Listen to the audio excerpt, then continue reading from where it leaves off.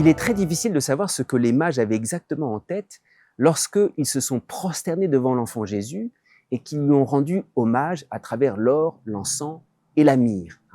On sait que ces mages venus d'Orient, sans doute, avaient des pratiques un peu superstitieuses. D'ailleurs, c'est l'ambiguïté du mot mage. Le mot mage a toutes les nuances. Ça peut désigner un savant qui regarde les astres, mais le mot mage aussi peut être extrêmement péjoratif. Il peut regarder un devin, même un sorcier. C'est pour ça que dans les Actes des Apôtres, on nous parle de Simon, le magicien, qui se convertit, mais en fait, sa conversion est très ambiguë.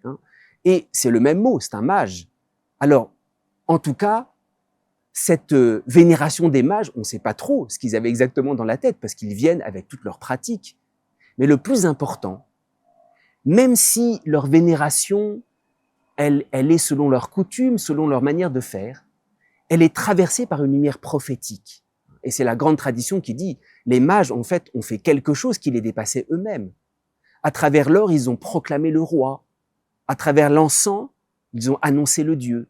Et à travers la myrrhe, ils ont présagé l'ensevelissement dans le tombeau. Et c'est ça qui est très étonnant. C'est que les mages, leur pratique, c'est très difficile de savoir ce qu'ils avaient en tête.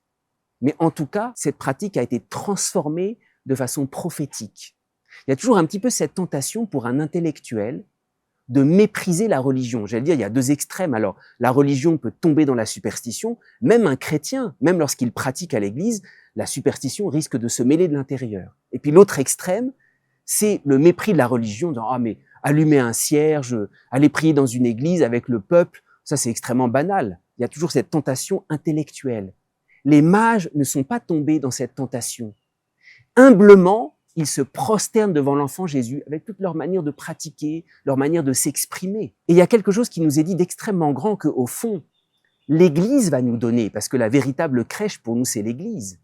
L'Église va nous donner, à nous qui chacun cherchons Dieu, peut-être avec cette quête la plus profonde, nous sommes assurés que dans l'Église, nous pouvons exprimer avec dévotion comme un enfant. Alors les mages se prosternaient devant l'enfant dans la crèche, allumer un cierge, pratiquer très très simplement.